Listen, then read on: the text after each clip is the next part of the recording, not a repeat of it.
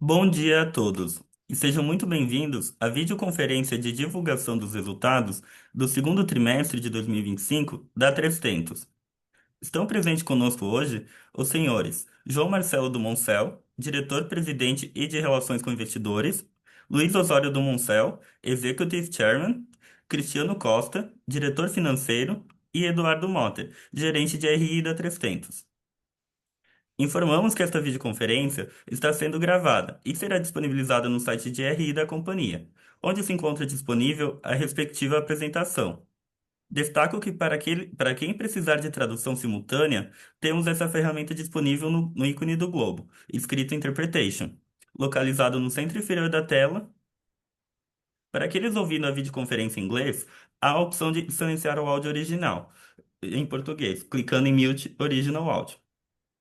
Durante o evento, todos os participantes estarão apenas ouvindo a apresentação da empresa, e em seguida iniciaremos a sessão de perguntas e respostas.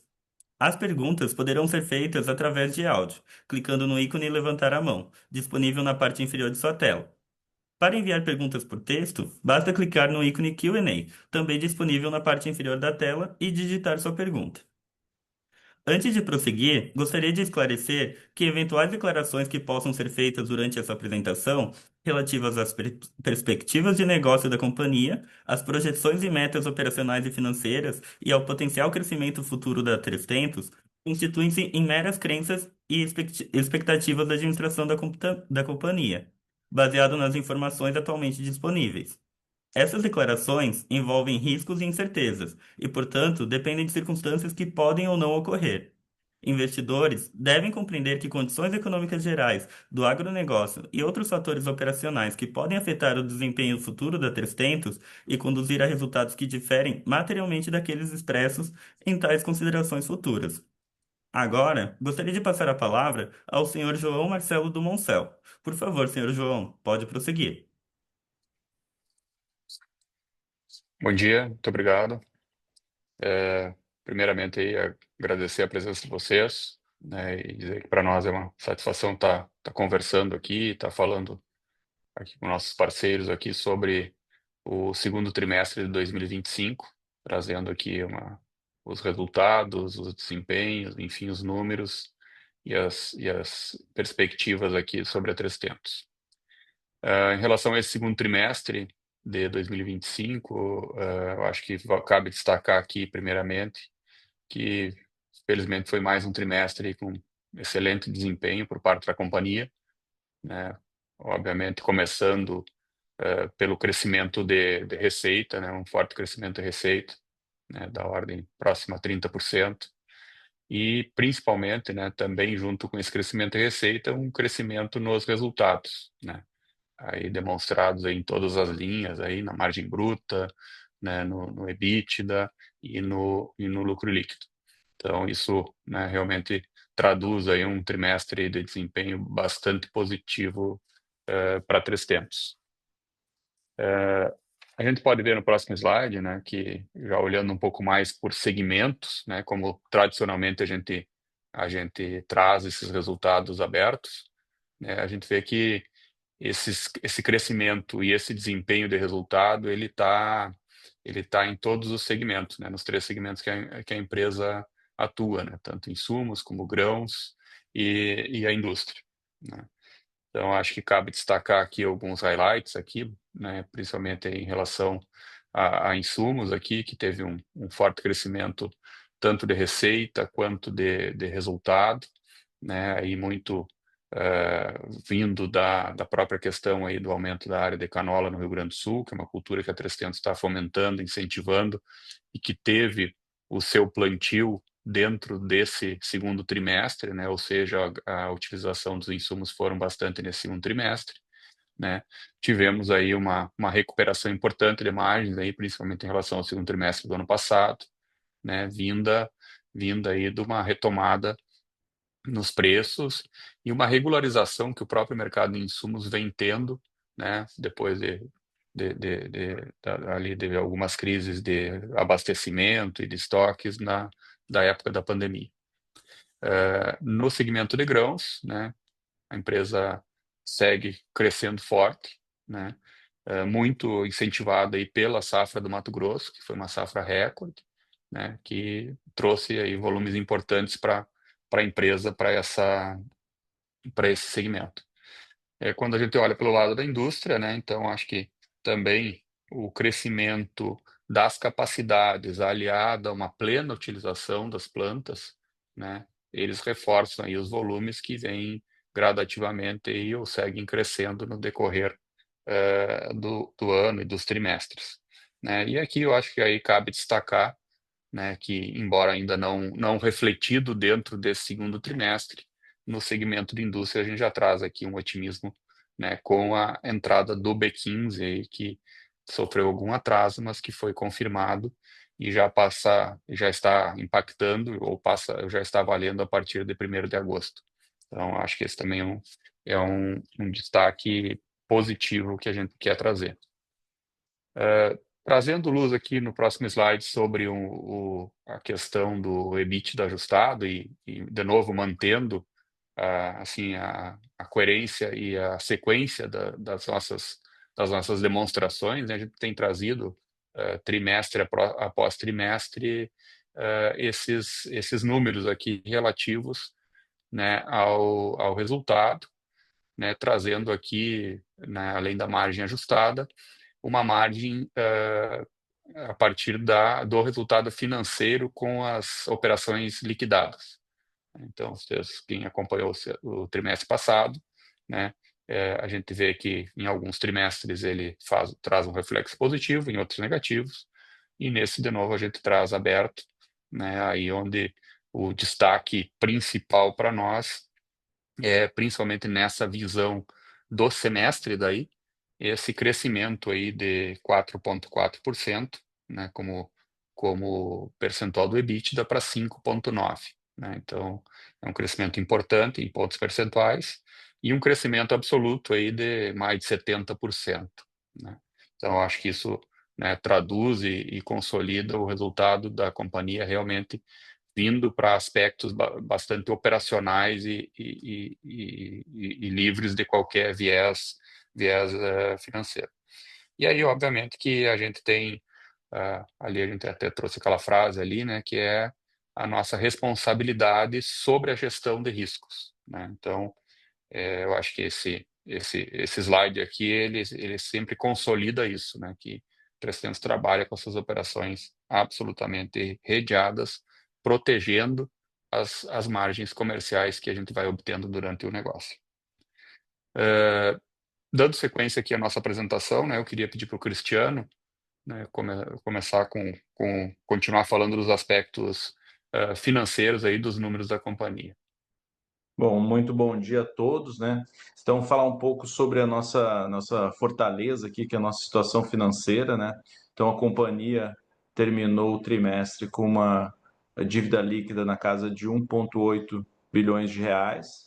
Quando a gente olha isso em termos de múltiplos de EBITDA, a gente tem o número de 1,47 vezes, o que a gente entende ainda que é um número saudável dentro daquilo que a gente planejou.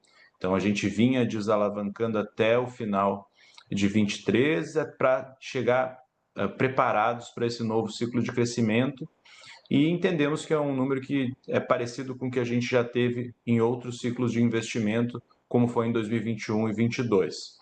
Quando nós olhamos a evolução de tudo que a companhia tem investido, nós concluímos que nos últimos 12 meses a companhia investiu 1,3 bi, 1,281, né? E isso corresponde a 8,9% da nossa receita operacional líquida, ou seja, a gente vem trabalhando dentro daquilo que a gente já fez no outro ciclo de investimento e estamos chegando numa etapa já terminal do nosso investimento na usina de etanol de Porto Alegre do Norte. Pedir para o Eduardo passar para o próximo slide, que aqui quando a gente detalha um pouco da variação dessa dívida líquida entre o final de 24 e a situação atual, a gente observa que a companhia foi geradora de caixa, né, no primeiro semestre, 552 milhões. A gente observa também que a gente continuou fazendo, talvez tenha feito o maior CAPEX trimestral da 300 até então, 543 milhões na indústria de Porto Alegre do Norte, então foi um trimestre de muito desembolso originado na planta, totalizando, né, desde o início da operação de investimento, 881 milhões. E também dando continuidade aos nossos investimentos nas indústrias de Vera e Juiz Cruz Alta, que já se refletem numa maior capacidade de crushing nessas unidades. Também tivemos ali uma elevação de estoques, que talvez seja o maior elemento da nossa variação de dívida líquida hoje, né? E que é basicamente uma formação de estoques de grãos, especialmente de soja, né? Diante de uma certa incerteza de como terminaria a nossa safra aqui no Rio Grande do Sul e, ao mesmo tempo, por uma safra recorde no Mato Grosso, que propiciou, né, todo esse acesso aos grãos, mostrando aí também a confiança do produtor em entregar os seus grãos na 300. Nós temos um pouco ali também de produto acabado, então produto que chegou no porto e estava no 30/6 ali prestes a ser embarcado. Então, do nosso entendimento, a gente está construindo aqui uma formação de estoque que logo se traduzirá em um resultado de curto prazo e entendendo que esse CAPEX, esses investimentos em expansão, estão totalmente de acordo com o que a gente apresentou em início de janeiro de 2024, do nosso novo ciclo de crescimento. E para falar um pouco mais, então, sobre esse nosso principal investimento, sobre a nossa indústria de crushing, né, de etanol de milho, no Mato Grosso, eu passo a palavra para o nosso Executive Chairman, o Luiz Osório do Monção. Ok, Cristiano, muito obrigado. É um prazer estar conversando com vocês aí, mais uma call de resultados da 300, onde a gente consegue passar para todos aqui a robustez da companhia, mas principalmente a resiliência e a força do agro brasileiro. E aí, quando nós revisávamos a apresentação juntos, o Cristiano, o Eduardo, o João Marcelo e eu, ontem a gente decidiu trazer essa foto aqui da obra lá de Porto Alegre do Norte, onde nós estamos construindo a usina de processamento de milho, produção de etanol, DDG, óleo de milho, em Porto Alegre do Norte, lá no coração do Vale do Araguaia. E a gente está muito satisfeito com o desenrolar. Então, a nossa previsão é que essa obra fique concluída no início de 2026 e nós seguimos dentro do prazo previsto, já com mais de 70% da capacidade estática preenchida. Nós originamos durante essa safra de milho, ou a segunda safra de milho do Brasil, que é feita no Centro-Oeste. Nós já originamos mais de 590 mil toneladas, já uma boa parte destinada à exportação e grande parte, ou a maior parte desse volume originado com produtores, com cooperativas da região, está estocado já para os primeiros 6, 7 meses para a indústria rodar em 2026. Então, a gente segue muito confiante, né, com essa entrada da 300 no Vale do Araguaia. Eu acho que vale a pena ressaltar aqui, nós também combinamos de esclarecer sobre o incidente ocorrido num alojamento de uma empresa contratada da 300, fora do canteiro de obras, que aconteceu em julho desse ano, 20 de julho, e essa construtora tinha um alojamento, né, que era um terreno próximo à indústria que a 300 está construindo, e os funcionários, num domingo à noite, eles atearam fogo no alojamento e foi totalmente destruído. Isso desencadeou, então, a vinda de auditores e fiscais dos órgãos competentes do trabalho para fazer uma avaliação nesse local incendiado e, obviamente, que a 300, como dona da obra, também fez todo o apoio para que esses profissionais do trabalho pudessem fazer avaliação, pudessem fazer todo um trabalho de amparo para essas pessoas que imediatamente também já foram transferidas para outros locais e muitas delas saíram do evento. Então, é importante destacar aqui que a 300 não teve nenhuma notificação oficial, não foi responsabilizada de nada, nós somos donos da obra que contratamos essa empresa para executar a parte civil, ou uma das partes da construção civil, e não tivemos nenhuma responsabilização até o momento, mas estamos colaborando com as autoridades competentes em todas as frentes, de toda maneira queremos que isso assim transcorra com o mínimo impacto para os funcionários dessa construtora, e está sendo desenvolvido o assunto com muita serenidade, com muita tecnologia. Nós contratamos o escritório Machado Mery, está nos assessorando, e também fizemos toda uma frente aqui para que trate esse assunto específico e a empresa continue com a sua operação sem nenhuma intercorrência. E ressaltamos que, independente de qualquer situação que a gente venha assim a ter que dedicar um pouco mais de tempo a isso, a obra será concluída no início de 2026, estamos com tudo programado. Quanto ao BNDES, que ele pediu realmente uma suspensão temporária da liberação dos recursos até que tudo fosse esclarecido, nos pediu informações, enfim, nós já enviamos as informações, a gente tem uma confiança muito grande que vai ser retomado em breve. Esse era um recurso que estava previsto durante o segundo semestre, foi um financiamento de 500 milhões de reais, onde a 300 já teve acesso a 200 milhões, e esses outros 300 milhões estão programados para serem desembolsados conforme as notas durante o segundo semestre. E estamos confiantes que isso vai ocorrer. Acho que a gente pode passar para a próxima página, para a página 9, onde a gente vai dando aqui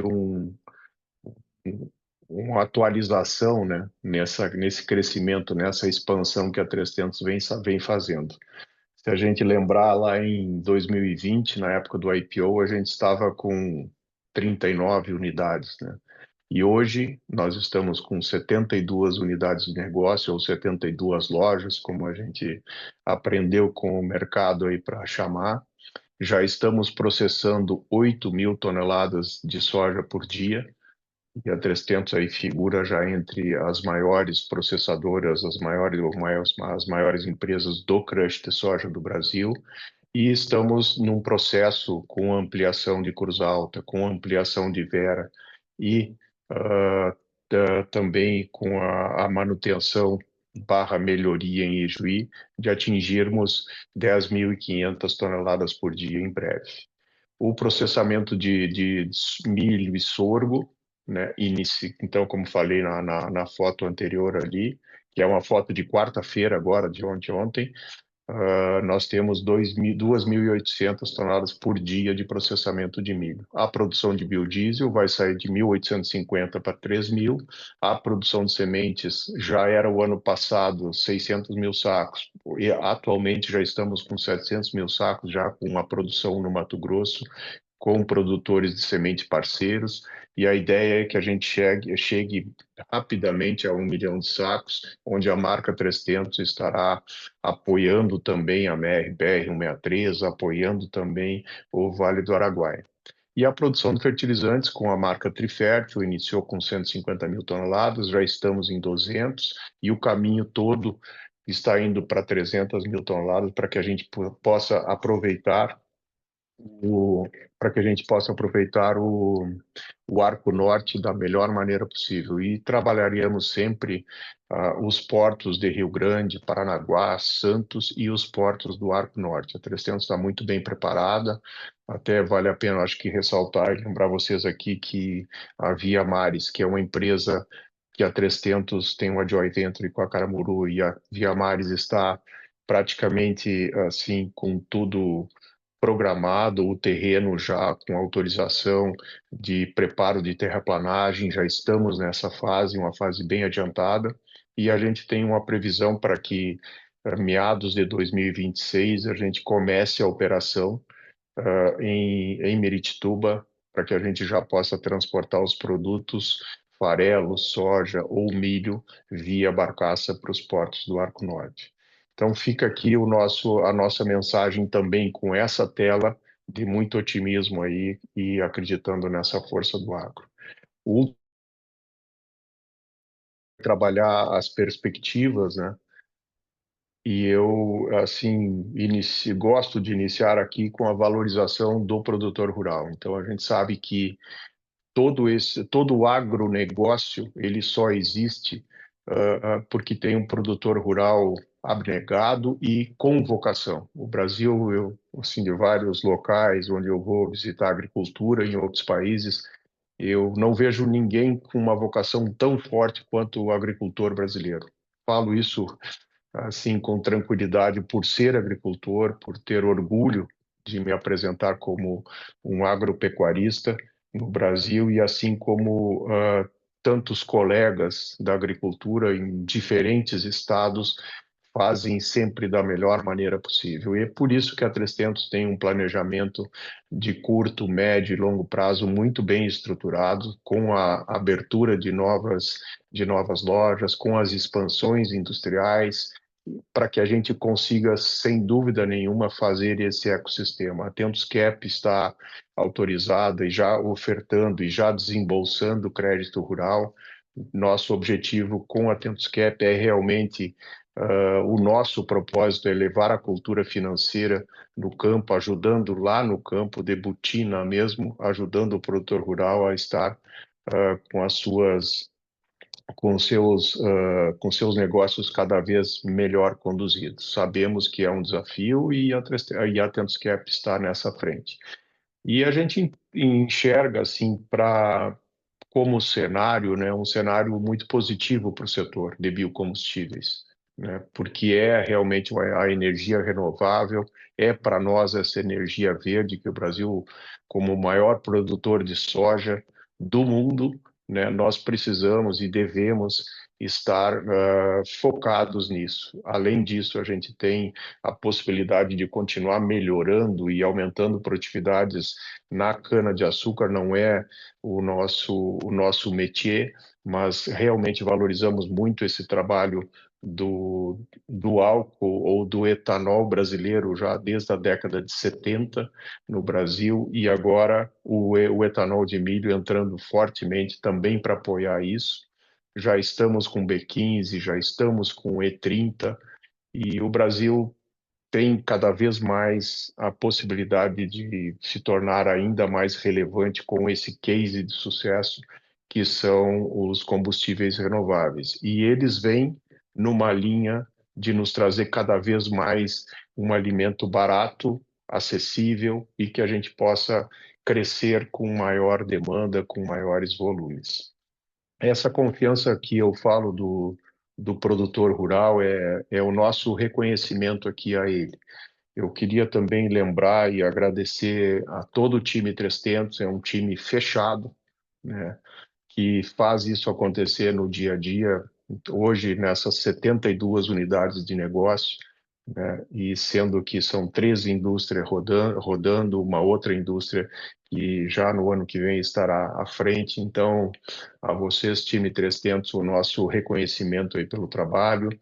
Sabemos e estamos muito focados no trabalho de tecnologia, cada vez mais essa tecnologia estará nos desafiando no campo e a 300 é um vetor de levar cada vez mais tecnologia para o produtor rural e com isso a gente trabalhar uma lavoura, nós trabalharmos um campo cada vez mais sustentável. Eu também destaco as parcerias que a 300 tem na originação de grãos com as suas indústrias nesse desafio que é sim interiorizar a indústria no Brasil e é o que nós estamos fazendo. São duas indústrias no interior do Brasil e agora serão duas indústrias no interior do Mato Grosso.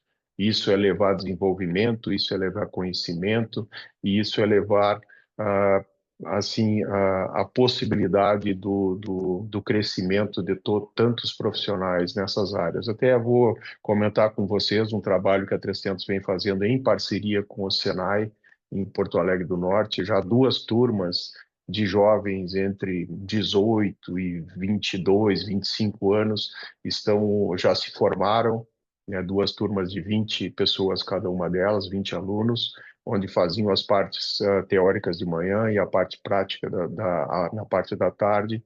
E assim que foram feitas as formaturas, onde as famílias participaram, eles no outro dia já estavam trabalhando dentro da 300. Isso para nós é gratificante e faço questão de compartilhar com vocês, porque realmente é o Brasil que está certo, é o Brasil que está indo à frente e a gente tem muita, muita confiança nisso. Já estamos no Vale do Araguaia, então, em Porto Alegre do Norte, em Querência, em Água Boa, no Espigão, e em Confresa, uma cidade ali vizinha a Porto Alegre do Norte, dois municípios que nos receberam de braços abertos e estamos desenvolvendo esse crescimento porque temos o apoio dessas duas cidades, enfim, e de toda a região. Também gostaria de informar ali dessa originação de milho, né, das 600 mil toneladas praticamente originadas e das grandes parcerias que a 300, ao longo desses 30 anos, estabeleceu em todas as frentes, hein, com as grandes tradings que atuam no Brasil, a 300 também com seu escritório aqui em São Paulo, com a trading aqui em São Paulo, né, onde a gente faz um trabalho de otimização, de melhoria de todo um trabalho que começa lá na definição da semente junto ao produtor rural e acaba aqui na comercialização, na negociação com o mercado que demanda o alimento ou a energia. Então, eram os nossos comentários no dia de hoje.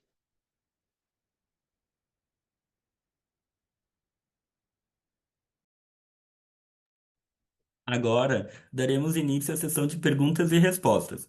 As perguntas podem ser feitas através de áudio, clicando no ícone levantar a mão, raise the hand, disponível na parte inferior da tela. Neste momento, uma solicitação para ativar seu microfone aparecerá na tela. Para enviar suas perguntas de texto, basta clicar no ícone Q&A, também disponível na parte inferior da tela, e digitar seu nome. A nossa primeira pergunta é de Gabriel Barra, do Banco Citi. Por favor, Gabriel, pode prosseguir.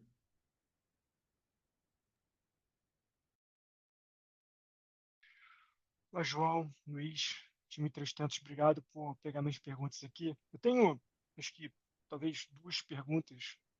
Acho que a primeira, a gente viu ali um nível de alavancagem um pouco mais alto que a gente está acostumado para a companhia nesse trimestre, mas até dado o que o Cristiano falou em relação ao investimento, né, que vocês fizeram agora, teve um uso grande de working capital também. O que eu queria ouvir de vocês é um pouco essa tendência da alavancagem, né? Me parece que seria o pico da alavancagem aqui, e olhando para frente, isso deveria ir cedendo à medida que você entra com a nova planta de etanol de milho, a safra vai acontecendo. Então, eu queria ouvir um pouco de vocês em relação a isso. O segundo ponto, até entrando um pouco mais a fundo aqui no working capital, a gente olhando ali o ITR, a gente vê que teve ali uma criação de estoque ali para o milho, mas foi um fator um pouco menor do que outros fatores ali. A soja também teve um impacto pequeno, mas principalmente no farelo. Acho que tem uma quantidade maior de farelo em estoque, um volume bem maior do que a gente viu no mesmo momento do ano passado. E eu queria ouvir de vocês um pouco dessa dinâmica, né? Por que tem esse aumento ali relevante ali do farelo? Se pudesse dar um pouquinho mais de detalhes sobre isso, ajudaria a gente. E um último ponto, desculpa me prolongar aqui, mas acho que vale a pena usar o espaço. Vocês falaram sobre a planta de Porto Alegre do Norte ali, com todos os problemas que aconteceram nessas últimas 2, 3 semanas. E aí, dois pontos, se pudessem falar um pouco mais, desculpa se eu perdi aqui, eu acabei caindo minha conexão, mas se puder falar um pouquinho sobre, vocês mantiveram, né, o guidance de começar ali no começo do ano a planta, a gente estava falando talvez até de antecipar um pouquinho mais, ali começar em dezembro, não sei se tem algum ligeiro atraso ali, e se pudesse falar também sobre a questão da dívida, né, com o BNDES, como que está a tratativa, se tem algum plano B ou C aqui nessa discussão. São esses pontos, pessoal. Obrigado. Bom dia, Barra. Obrigado aí pela pergunta. Muito bons os pontos que tu levantou aqui. Nós vamos nos dividir aqui. A gente combina aqui que eu organizo assim, tento fazer uma moderação aqui nas perguntas. Sobre a alavancagem ali, eu vou me arriscar a falar aqui, mas eu peço depois para o Cristiano aprofundar, e do BNDES também, mas acho que aí o João Marcelo consegue também nos ajudar com mais propriedade. Mas na alavancagem ali a gente vê que o segundo trimestre de todos os anos, ele é um trimestre onde a gente prepara toda a companhia no momento de safra, obviamente com os prêmios deprimidos, é onde a companhia compra assim a maior parte, obviamente, do seu grão, que vai ser destinado ao programa de exportação de grãos mesmo, ou ao programa de indústria que vai até o janeiro, fevereiro do outro ano. Então a gente faz a utilização desse working capital, a gente até mostrou ali um gráfico, né, desse movimento. Obviamente que a gente tem que considerar, então a gente tem ali, se eu não me engano, em torno de 1,2 ali nessa construção de estoque, 1,2 bi na construção de estoque, a gente tem que considerar isso, né, e nós temos 800 milhões ali entre as ampliações, as melhorias e toda uma parte de manutenção que a companhia faz para continuar sempre dentro das melhores práticas de trabalho, é onde a gente faz esses investimentos em CAPEX. Esse é no que a gente diz sobre alavancagem. Eu destaco aqui a liquidez do nosso estoque, né? Então, vocês, tanto quanto nós, sabem que qualquer um dos produtos 300 das commodities aqui, por exemplo, agora eu sei que a mesa tá com os traders estão rodando e é levantar um telefone e isso é praticamente caixa.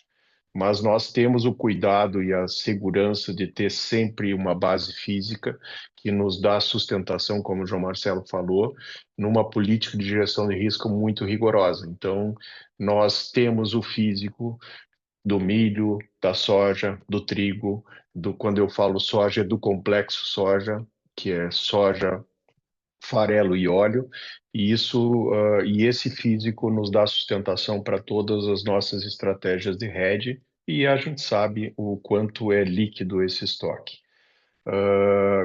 Quanto ao BNDES, a gente tem confiança total que a gente vai superar esses esclarecimentos, enfim, e vamos conduzir à frente.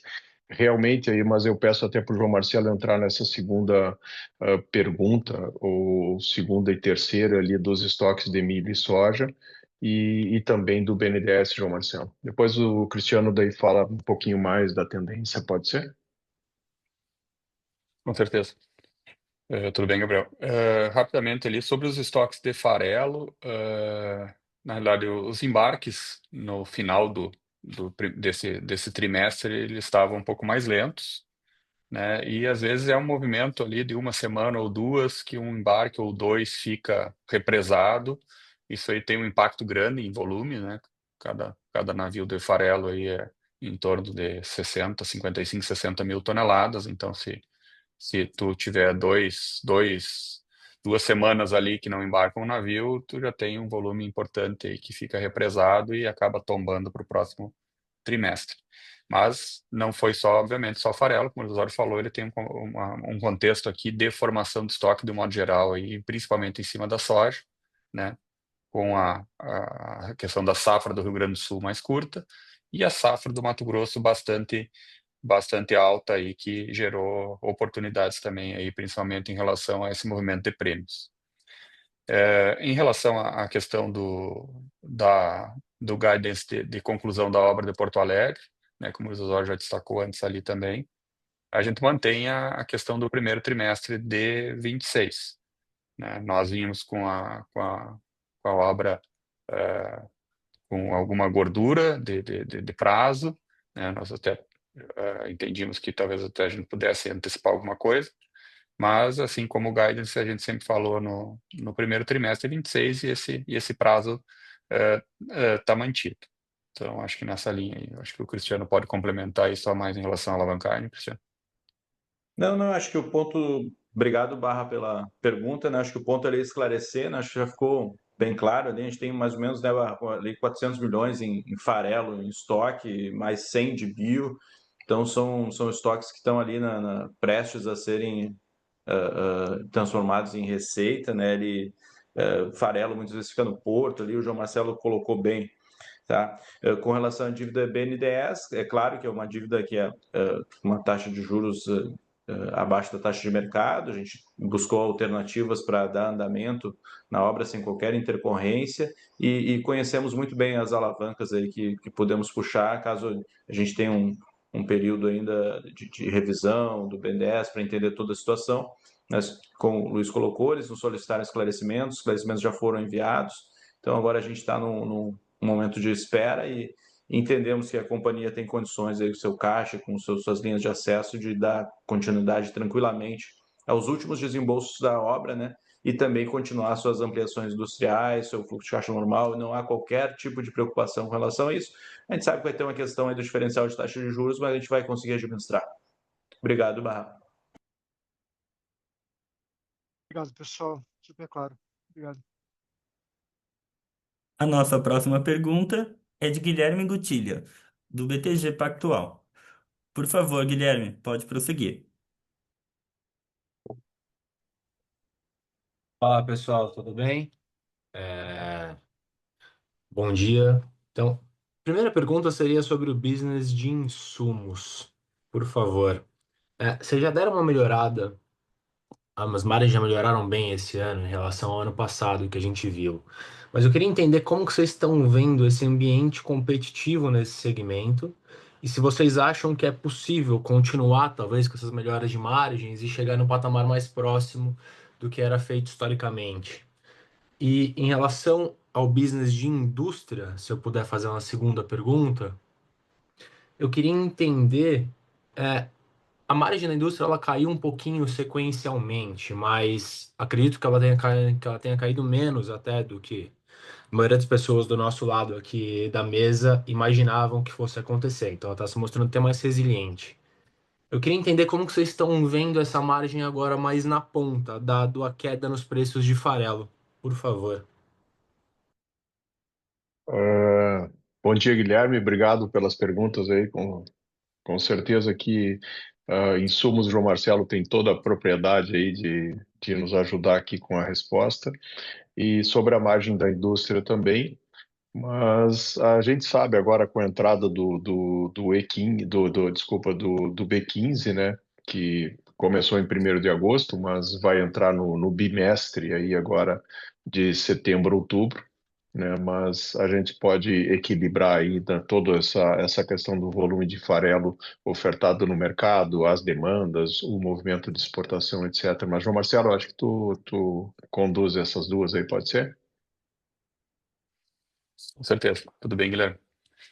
Não, em relação à margem de insumos, né, o que a gente entende ali é que essas margens elas estão aí gradativamente, né, já na sequência e não só dos últimos trimestres, mas eu diria dos últimos anos aí, se normalizando, né, elas têm em algum momento alguma situação de sazonalidade, mix de produto, né, que às vezes elas afetam em alguns trimestres específicos, mas nós entendemos que elas estão cada vez mais se ajustando e caminhando para níveis de normalidade.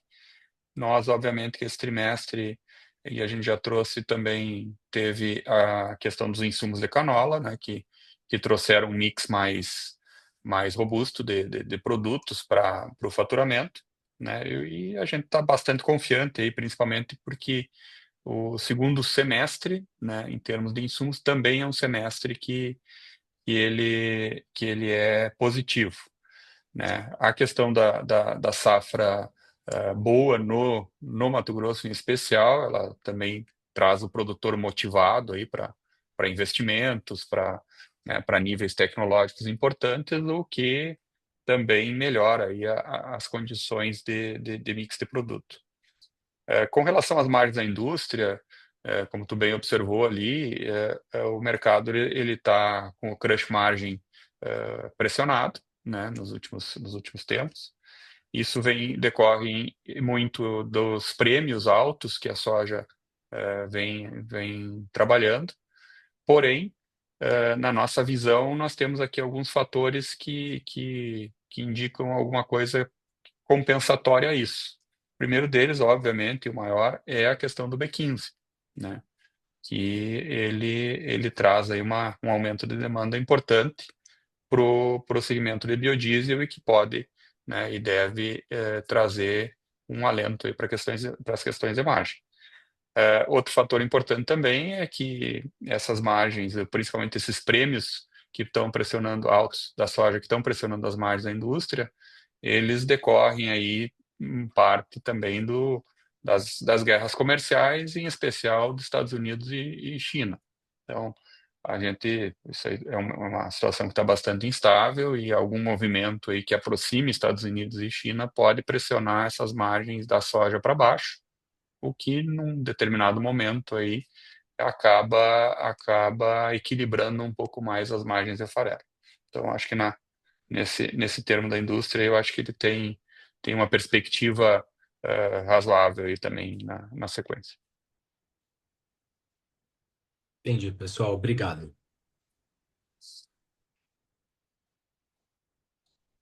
A nossa próxima pergunta é de Pedro Fonseca, da XP Inc.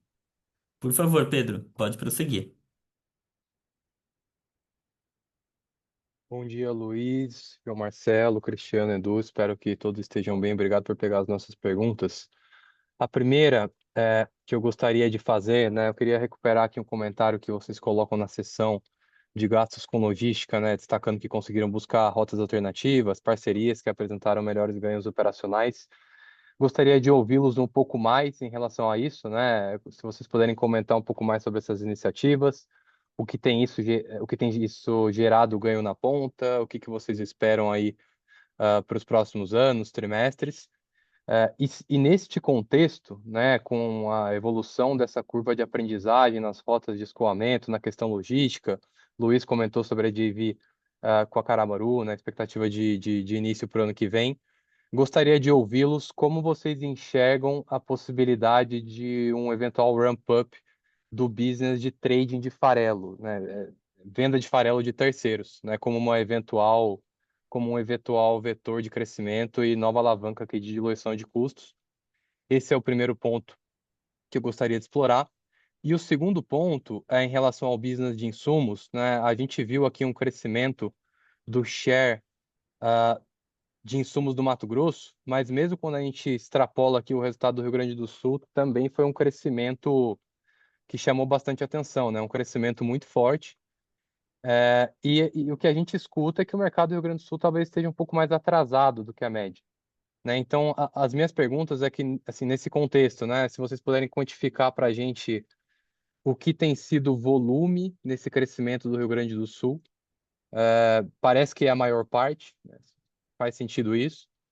Se vocês estão identificando, de fato, o atraso nas compras do Rio Grande do Sul, né? Se essa questão de mercado está se refletindo em vocês, e dado que vocês têm visto, né, de demanda, o que vocês acham que pode ser a área e o nível de utilização de tecnologia para a safra 25-26 no Rio Grande do Sul?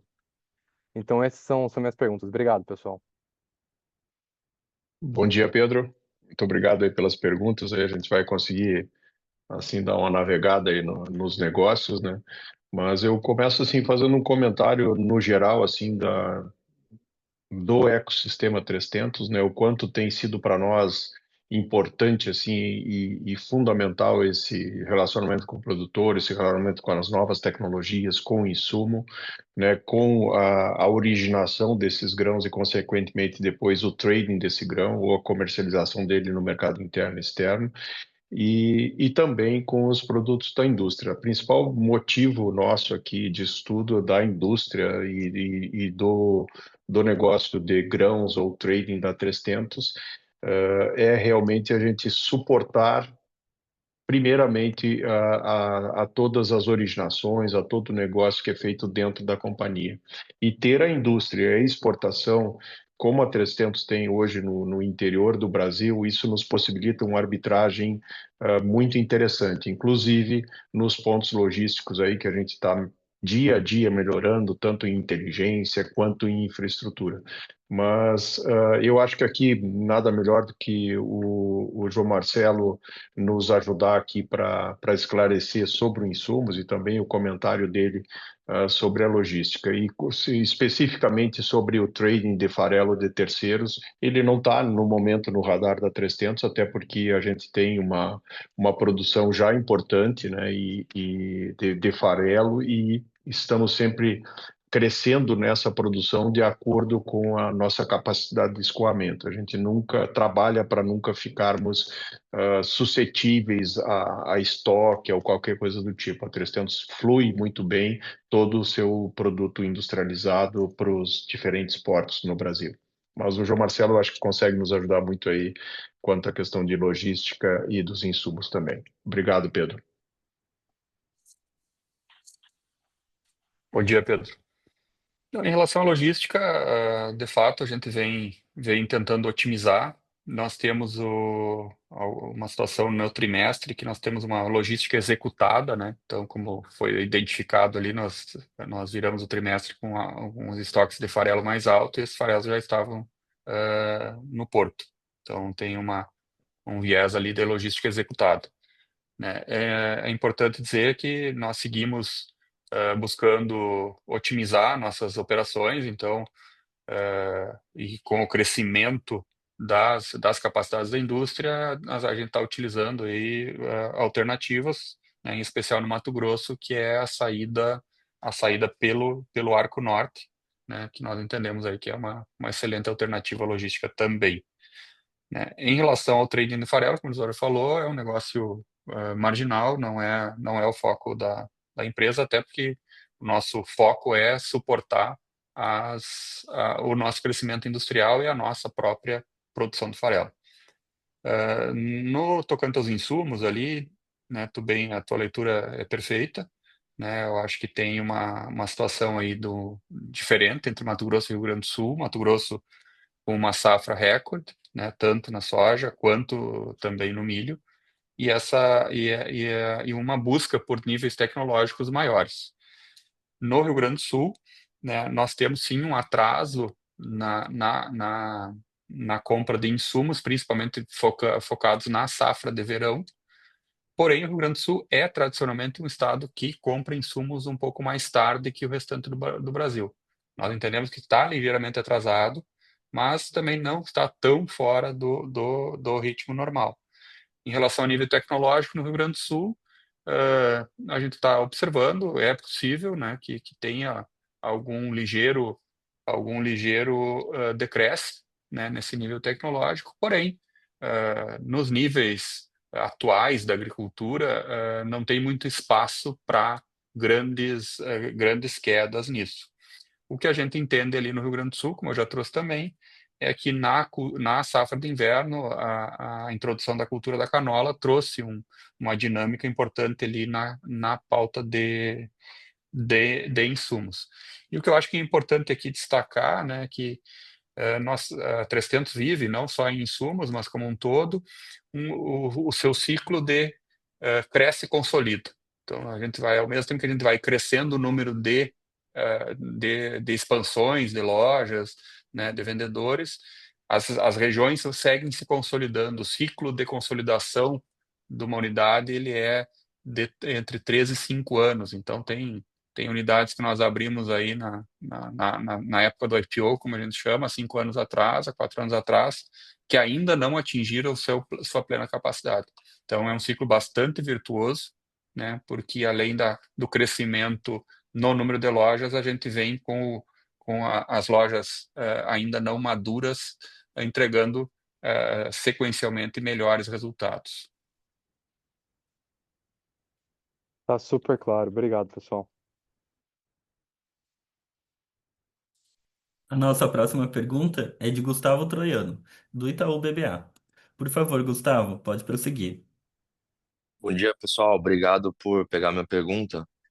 O tema que eu queria explorar aqui também é relacionado à indústria de insumos, mas talvez focando um pouco mais no relacionamento de vocês com os produtores, né? E aí, o contexto que eu queria explorar aqui um pouco dadas todas as dificuldades que a gente viu no ano passado na cadeia, a margem do produtor um pouco mais pressionada, que acabou fluindo para a indústria de revenda, né? Então a gente também viu um fechamento de capacidade em algumas revendas que estavam um pouco mais alavancadas. Dá a percepção de que o fato de vocês conseguirem passar, né, por essa crise no agro de forma bem resiliente, que dá uma percepção, né, de que a plataforma de vocês, essa diversificação toda acaba ajudando, né, a consolidação de vocês nas mesmas regiões que outras revendas acabaram fechando. Aí o que eu queria explorar com vocês um pouco é como é que é a percepção de vocês em relação ao relacionamento que vocês têm com os produtores nessas regiões onde outras revendas acabaram fechando, né, as portas. Então eu queria pegar um pouco com você essa percepção de se vocês realmente estão conseguindo ganhar market share nessas regiões, se, né, o relacionamento com o produtor melhorou pelo fato de vocês conseguirem ter passado por esse período de crise, né, com uma forma, né, bastante robusta, sem nenhum problema de balanço. Então seria bacana esse fórum para ouvir de vocês como é que isso tem desenrolado para vocês, né? Todo essa dificuldade que as revendas passaram e o fato de vocês terem passado ilesos, né, dessa crise. Obrigado, pessoal. Bom dia, Troiano. Prazer falar contigo e obrigado pela pergunta. Eu acho que aqui nós conseguimos responder, entre o João Marcelo e eu, a gente consegue abordar esse assunto aí com as nossas opiniões, né? O relacionamento que a 300 tem com os produtores há 30 anos e temos clientes desde o número 1, clientes da 300 que negocia até conosco até hoje, e é muito gratificante para nós aí quando a gente vê essa confiança. E nesses 30 anos a gente passou por diferentes momentos. Graças a Deus, a maioria deles assim foram positivos para o produtor rural, para o contexto da agricultura, mas também com momentos muito desafiadores, como são esses últimos agora de aperto de margens, às vezes alguns problemas climáticos, etc. Mas o relacionamento é a base, no caso da 300, essa intimidade que a 300 tem com o cliente, mas ele não é pautado simplesmente por, assim, por encontros ou por, assim, reuniões. Ele é pautado por uma solidez, por uma consistência dos negócios, né? Então, é uma empresa que tem acesso hoje às mais variadas e mais modernas tecnologias do mercado junto a multinacionais, que a gente possa realmente revender produtos que façam a diferença na propriedade rural para que ele atinja mais e mais produtividade. Além disso, toda a parte que nós fizemos de fertilidade, de identificação da necessidade de nutrientes no solo, junto e aliado ao nosso primeiro negócio, né, que foi semente. Então, a gente sabe que tudo que vai assim dar resultado no investimento em fertilizante, no investimento em proteção de cultivos, ele vem de uma genética bem feita, bem elaborada e apropriada para cada região. Então, a 300, com a sua presença no campo, ela faz sim esse relacionamento muito forte com o produtor, mas ele é feito baseado em cima de negócios consistentes, que envolvem o insumo e, consequentemente, ele desemboca numa comercialização de grãos cada vez mais pujante, cada vez mais forte e com uma relação de confiança muito grande, como nós falamos. E todo um profissionalismo que a 300 tem de estar com todas as suas posições redeadas, de ficar desconectada ou não suscetível a movimentos bruscos de mercado. A gente sempre tem um físico que suporta isso, e isso traz uma segurança muito grande para esse agricultor, que vai cada vez mais fortalecendo a relação conosco. Mas o João Marcelo acho que pode me complementar aqui também. Não, Gustavo, eu acho que a tua leitura também tá bastante correta. Acho que o Isadora já cobriu quase tudo, mas eu só, de novo, reforço aqui. Eu acho que é ecossistema, né? Solidez, uma identificação genuína com o produtor, né? Nós somos uma empresa, como a gente gosta de chamar, nós somos uma empresa de botina. A gente sabe, sente e vive o dia a dia do agricultor, né? E, sem dúvida nenhuma, o que eu falei antes já na resposta anterior, que é esse cresce e consolida, né? Eu acho que o nosso dia a dia junto ao produtor vai demonstrando a entrega de valor que a companhia consegue dar através, obviamente, de sua equipe, de seus profissionais aí qualificados e imbuídos dessa nossa, como eu disse, dessa nossa identificação genuína com o produtor. Nós entendemos o momento do produtor, as dores do produtor, a gente conhece isso, sente na carne e trabalha para superar junto com eles os desafios do dia a dia. Obrigado, Luiz Osório, João Marcelo, super claro. Obrigado. A nossa próxima pergunta é de Matheus Enfeld, do UBS. Por favor, Matheus, pode prosseguir.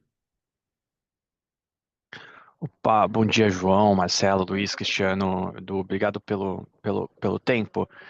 Minha primeira pergunta é sobre inadimplência no trimestre. Olhando o resultado de vocês, chegou ali um 4% de PDD sobre o total de recebíveis, um aumento que parece relativamente controlado, dadas as dificuldades do setor e a exposição ali ao Rio Grande do Sul.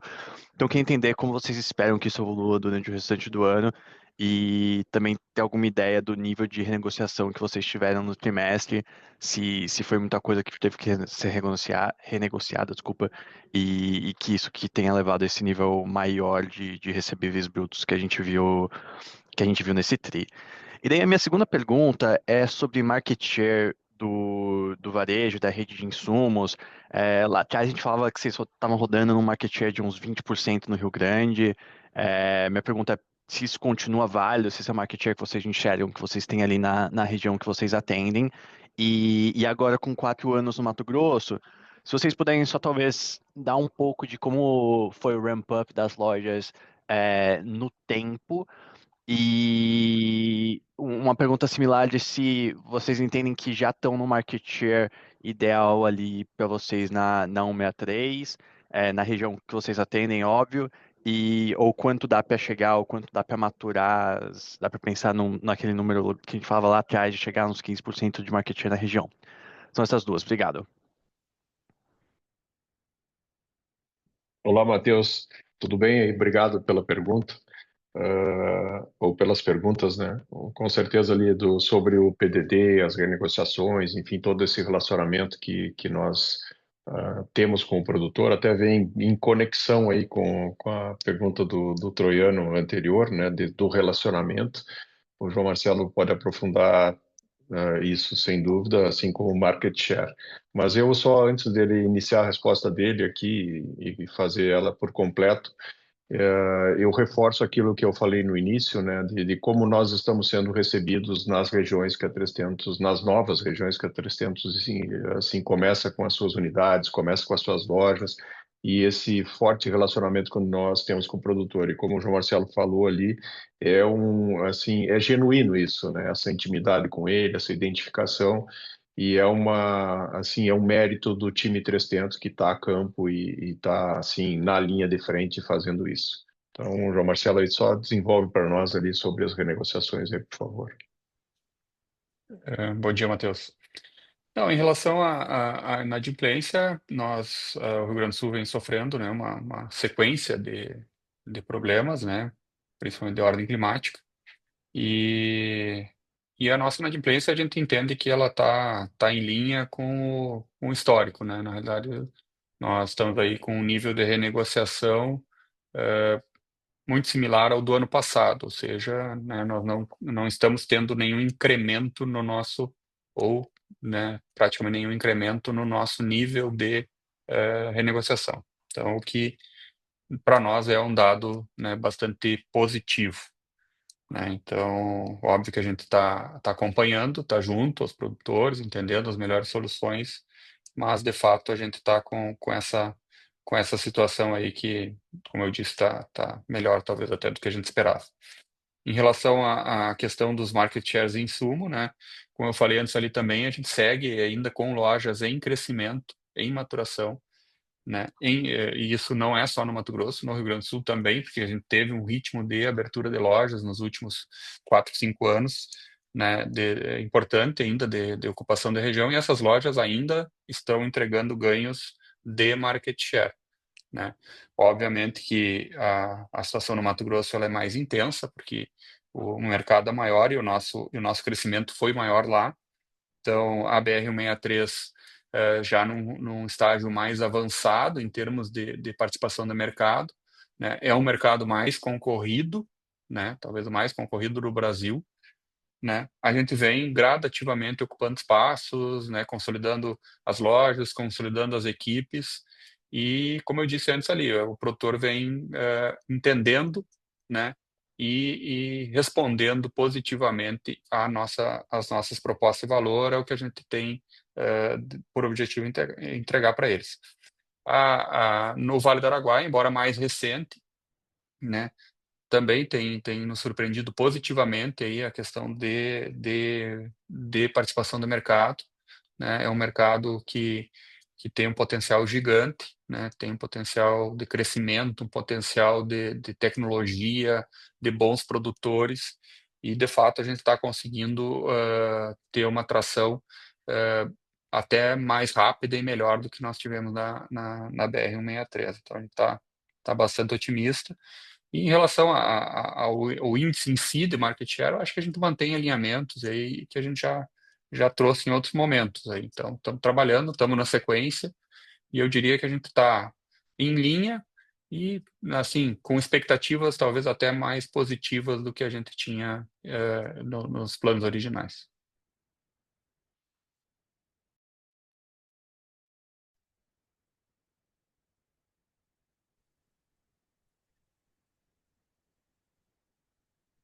Não havendo mais perguntas, encerramos a sessão de perguntas e respostas. E agora gostaríamos de passar a palavra para a companhia fazer as considerações finais. Muito obrigado. Não, eu estou aqui para primeiro agradecer vocês aí por todo esse tempo aí dedicado aí para a gente conversar, falar e reforçar que a gente está sempre assim com o telefone aberto, de portas abertas aí para compartilhar todas as informações necessárias, aí, enfim, a gente bater papo sobre o mercado aí que a gente tanto gosta de fazer isso, né? Então, mas antes disso, e para encerrar, eu queria assim convidar vocês para a gente fazer uma análise desse meio ano aí, desse primeiro semestre de 25, né, onde a 300 consolida, ela cada vez mais demonstra esse trabalho bem feito junto ao produtor rural e junto a todos os demais stakeholders, né? É uma receita bruta aí com mais de 7 bilhões de reais, isso significa 29% de crescimento em relação ao mesmo período do ano passado. É um lucro bruto de 1,2 bi, o ano passado foi 820, é um crescimento importante aqui de 46%. E uma margem bruta ajustada de 17,2%, né, que equivale aí a 2,1 pontos percentuais em relação ao ano anterior. Isso, para nós, é muito valioso. Para nós, companhia, para nós, agro, para nós, 300, que, como o João Marcelo falou aqui, né, cresce e consolida, né? Nós tivemos assim, devido ao nosso ecossistema, o crescimento foi em todos os segmentos. Nós não temos assim um segmento que cresce menos. A gente vem com o ecossistema sincronizado, integrado e crescendo. Um EBITDA ajustado aí de 471 milhões de reais é um crescimento em relação a 24 de 113%. Né? É contundente, sem dúvida nenhuma. A margem EBITDA que atingiu nesse semestre 6,7% é um acréscimo de 2,1 pontos percentuais, né, em relação ao primeiro semestre 24, né, e um lucro líquido de 523 milhões de reais, né, contra 302 em 24, esse crescimento de um lucro líquido de 73%. Essa margem líquida também de 7,4% é 1,9 pontos percentuais em relação a 24. E eu gostaria de destacar para vocês, é só a gente olhar o número, é só olhar a demonstração financeira da 300 para nós identificarmos que isso é caixa. Então, a 300 continua e vai continuar sendo uma empresa geradora de caixa, né? E vamos cada vez mais, com mais responsabilidade, com mais estrutura, fazer a melhor alocação desse capital para que a gente consiga levar cada vez melhores e mais soluções para o interior do Brasil, para perto do agro, para perto do agricultor. Agradecemos muito a todos vocês aí e seguimos em frente. Muito obrigado. A videoconferência de resultados referente ao segundo trimestre de 2025 da 3tentos está encerrada. O Departamento de Relações com Investidores está à disposição para responder as demais dúvidas e questões. Muito obrigado aos participantes e tenham um bom dia.